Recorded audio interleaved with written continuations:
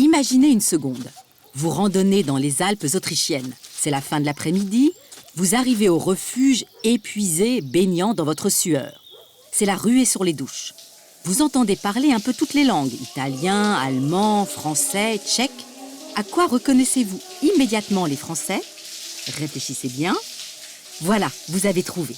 À ce sac plastique d'un beau vert vif que les randonneurs français s'arrachent avec un brin de snobisme pour y ranger leurs petites affaires de toilette ou le linge de rechange. Un sac du magasin français Le Vieux Campeur avec son incontournable logo du vieux randonneur à la barbe blanche et à la marguerite au coin des lèvres. Une mythologie parisienne.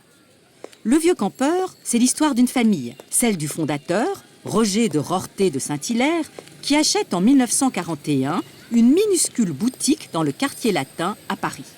Ancien scout, il aime le camping et sa boutique propose des tentes, du matériel de camping, d'alpinisme et de sport d'hiver. Bon, entre-temps, le Vieux Campeur a grandi et affiche maintenant 26 magasins à Paris, des succursales à Lyon, Sallanches, Thonon et Toulouse, 70 millions de chiffre d'affaires, 350 salariés. Mais le Vieux Campeur, c'est surtout un état d'esprit. D'abord, on trouve tout au Vieux Campeur. Tout, pas toujours au meilleur prix, certes.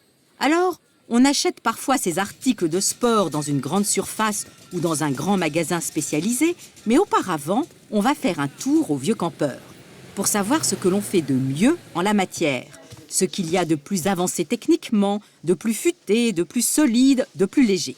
Attention, je n'ai pas dit ce qu'il y a de plus à la mode ou de plus m'as-tu vu, car ce n'est pas sur ces valeurs-là que la famille de Rorté a construit son empire. Les magasins sont souvent un peu vieillots, éclairés par de simples néons. C'est que le Vieux Campeur, ce n'est pas de la frime, c'est du sérieux pour vrais randonneurs, vrais alpinistes, vrais sportifs. Et il ne faudrait surtout pas choquer cette clientèle en quête d'authenticité par un décor tapageur.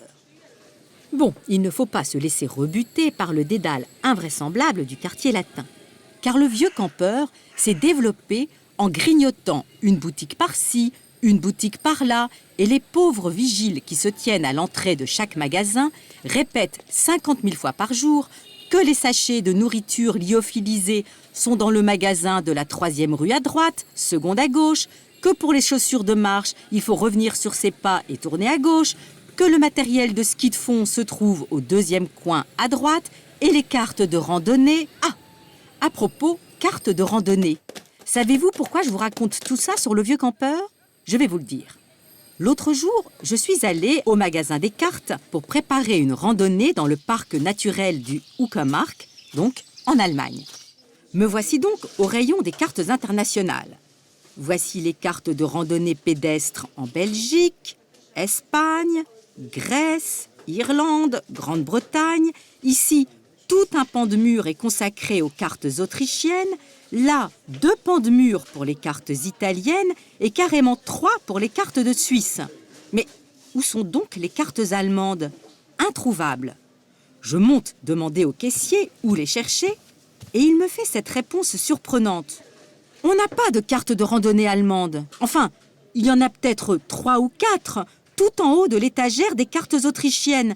Si vous enlevez le grand panneau récapitulatif, vous devriez les trouver derrière. Devant ma stupéfaction, il insiste. De toute façon, c'est simple, personne ne nous les réclame jamais.